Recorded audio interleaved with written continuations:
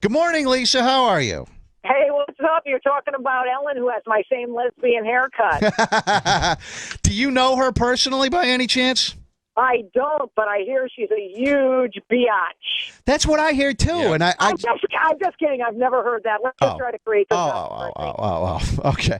No, I never watched that show. I flipped it on, and she has a good show. I'll admit that. It's not really, I'm a dude. I'm not supposed to like it, but it seemed like it was all right. Lisa is going to be here doing this comedy show tomorrow night. My producer gave me a bunch of research on you. You've been on the show before, back during the Christopher Dorner thing when he was still out shooting cops. You actually came on the show, and he had just named you in that manifesto of his or whatever. So my producer gives me all this whole packet of info, and there's nothing since 2013. I go, she hasn't done anything. And then, so I go, let me do a Google News search of her. And TMZ pops up 45 minutes ago, says, Lisa Lampanelli getting a divorce. I know, it's like great timing, TMZ. Right in time for the big flight to Akron, Ohio. It's like, why can't I be playing someplace really cool tomorrow night instead, where I could come on stage and do a big announcement? But that's okay. The people of Akron will be in for an angry, crazy show because of it. What happened? When you were on a year ago, it seemed like your marriage was going along just fine. You seemed very happy. What happened? Well, I think the whole thing is, like, once you get married, you figure out, if you're just friends or if you're meant to be together as a couple. And honestly, we still, like, hang out. We just got off the phone together. We're just, like, we're really good buddies. Yeah. But it doesn't a relationship necessarily make. So, it was probably my fault most of the ways because I kind of tried to make things happen that weren't. So I think it basically was meant to be a friendship and probably always will be. Because once you make somebody the decent friend to you at 52, you don't kind of throw it away. I dated a girl for a long time, and very nice. We get along great. But there was no spark there after a while, and we lived together. It became just like we were roommates. It sort of became comfortable. Is that what happened with your marriage? You just sort of became roommates, really? Somewhat. There was still some fooling around and this and that. But, I mean, the fact is, I just think eventually you go, well, do we each deserve a little bit more? Do you deserve somebody who, what you want to give more attention to?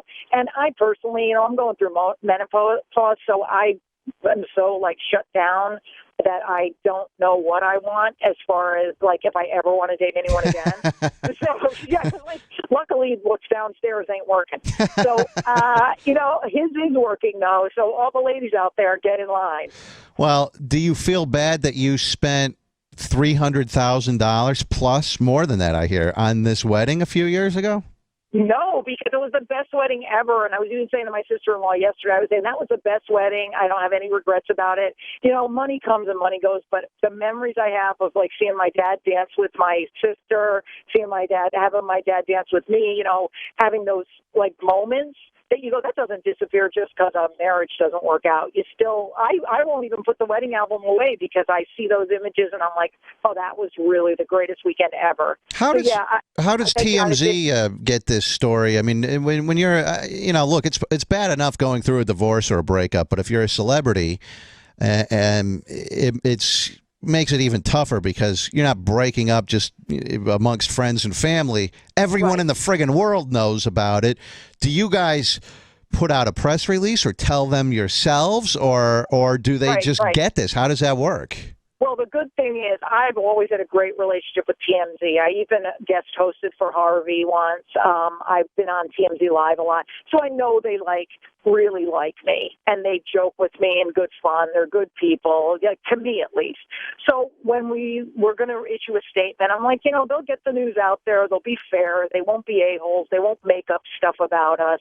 So at least with me, they've been kind. So we decided we're going to just give it to them, and they put it out there.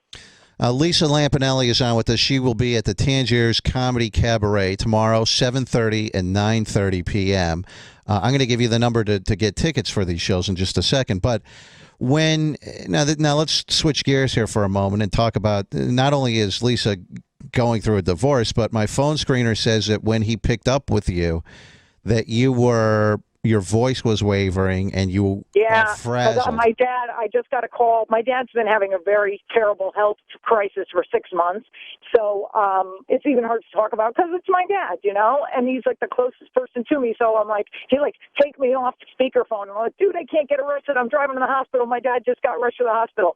So I'm like, okay, like I'm going to just keep it together, drive there, get to the hospital and see what happened. Because it's just been 6 months of in and out and in and out. And it's like I don't sleep with my phone off anymore. You know what I mean? Like I used to sleep with the ringer off, but now that my dad's been going through this for 6 months, I'm like, oh my God, I got to get there. So they rushed him to the hospital. I mean, is he going to be okay, or do you just not know at this point? Well, no, it was a procedure that was scheduled, and hopefully the procedure didn't go any other way than good. They just said, maybe you want to come down here. So I'm thinking it's not terrible, but I'm still stressed out because, when anybody who's 89 years old goes into a hospital, you go, uh-oh. So, hopefully everything will be fine. Right. Wow, 89 years old. You're kidding. I mean, this is... Yeah, and, 89 is a pretty nice age. For any of us to make it to 89, we'd be lucky. But still, if it's the person you're kind of closest to in the world, you're like freaking out. Right. It's never enough time with them. I'm 38. My mother had me when she was young. She had me when she was only 17. So my mother is not a whole... I mean, she's obviously 17 years older than me.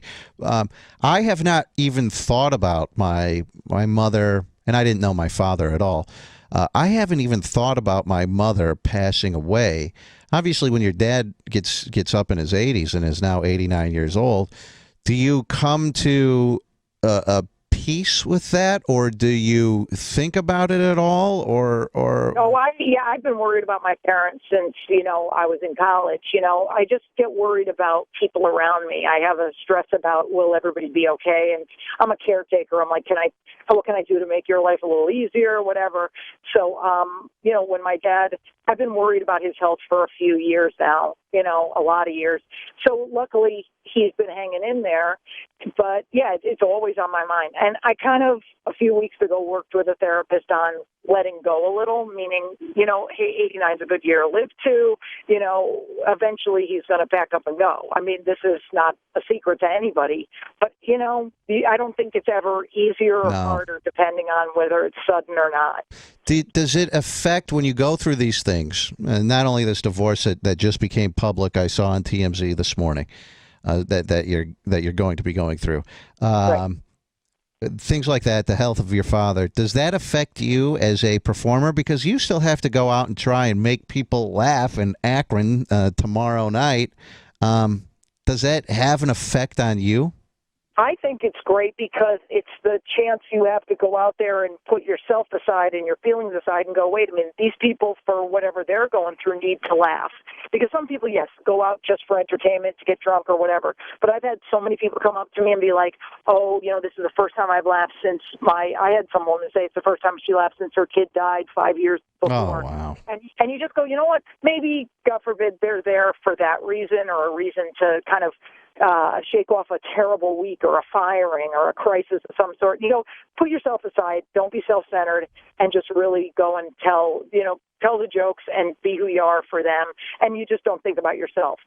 Before I let you go, I just got a text message from someone who's listening to the show, and they said, oh, this divorce thing, I don't know about if I'm buying the Friends thing. They speculate that you just wanted to go back to the Black D. Is there any truth to that, Lisa? Let me tell you something. Like I said, I'm so shut down from the waist down, I can't think of any D. It makes me sick. And maybe I'll go for the C. You never know. Do you feel much better? The last time I talked to you, I guess I really hadn't been... watching you on TV or photos or whatever, and when we on RMG TV they put up photos of you as we were doing the interview, and I go, oh my God, I can't believe how much weight Lisa Lampanelli has lost. You had surgery, you lost a lot of weight. Are you feeling great? Have you noticed a change in the way you feel after you've lost all this weight? Oh, yeah, 107 pounds is a lot. That's a lot. And so you just go, wow, I shook off like a whole person, and you physically feel so much better. You have more energy. I mean, I doubt that I would have been able to run around the country doing stand-up plus take care of my dad all the time in the past 6 months if I was still super overweight, because you just don't have the stamina or the energy to run up and down stairs and to do everything you need to get it done. Yeah. So, yeah, it feels so much better to be like, wow, I can do anything. Like you feel like a superwoman, really, and now the job is just keeping it off so that it doesn't happen again. Well, if Lisa's going to be tempted, I know she's shut down from the waist down. If she is going to be tempted by Black D, Akron is the place to do it. There's a lot of it in Akron. That's okay. That's okay. And also, I'm too skinny for the black guys now. I'm like a Skeletor for them. Basically, it's either a tiny Asian or no one. Lisa, listen, I'm going to let you go because it sounds like you're having it sounds like you're having a very hectic day. Lisa Lampanelli. That's okay. I really like talking to you. You know, I'm now a little calmer. I'm really happy. I'm driving slowly now and just trying to get there and see what's up with my dad. Where do you live? Is this in Los Angeles, or where are you now? No, I live in New York City, but I bought a house a few years ago in Connecticut, and that's where my folks are. So I'm lucky enough that I was out here today. Lisa will be at the Tangiers Comedy Cabaret tomorrow night, 7:30 and 9:30. That's at 532 West Market Street. Now, I'm going to give the number for tickets here. It's 330-376-7171, 330-376-7171. Also, well, not only good luck with your father. I hope he's doing okay with this procedure and everything today, but also with this divorce that you're going through. It sounds like it's an amicable sort of split, so it doesn't sound like anything's going to be too crazy, but still difficult. I wish you the best of luck in that, Lisa. One last thing for you, because we were talking about this right before you came on. Yeah. We were talking about Artie Lang, and he just got fired from his direct TV show that he was doing. I also saw him tweet that he was in the hospital a week or so ago, and he said it was for diabetic shock. But you know, when you get fired, when you have a little less than a year left on your contract or whatever he had left, and you were just in the hospital a week ago, and you are a former heroin addict, that makes me wonder, is something more going on? I don't know if you know him personally or not, or are you able to comment on what you think may be going on with him? Oh, my God, I feel so bad because I didn't know he got fired because, first of all, I've been on that show a lot, and it's great. It's a really good show. Also, the only evidence I saw of any addictive behavior with him was the food, and as a food addict, I totally got it. So, I mean, and people are going to make up what they want to make up, and that's fine. People will probably make up that Jimmy's cheating on me or I'm cheating on him or he stole or I stole or whatever. But people just make things up, and it's like, you know what? I'm just hoping I'm really sad now, hoping the best for Artie because he's a good guy, and whether he's having trouble with addiction and it's not just food, I'll say a little prayer for him. He's a good guy. He really has a great heart. So I hope he gets whatever it is under control. After you had the surgery to lose the weight, but you went, I think, to therapy for a food addiction. Are you? Yeah. I mean, are you ever tempted to go back and just eat like you were, or were you sort of cured of that and then you got the surgery? Because I would be nervous after you lose the 100-some pounds, like you said, that I hope this doesn't come back on. How do you deal with this on a day-to-day basis? Yeah, what you do is you keep going to therapy, you keep working on it. I go to food workshops about emotional eating. Every time I decide to put a bite in my mouth, I'm like, is this for the right reasons or not? Because, especially with stress with my father or any other relationship thing, you go, I just want to pick up something. I want to go to food. And sometimes food wins, and you go, okay, that's fine, but I have another chance to do it right the next meal. Yeah. So it's constantly just managing it. So you can't really conquer it before. If you're me, I had to get the surgery first and do like a do-over, and hopefully it'll continue that I don't gain it back. I mean, it's just one of those things that it's constantly on my mind, which is probably a good thing.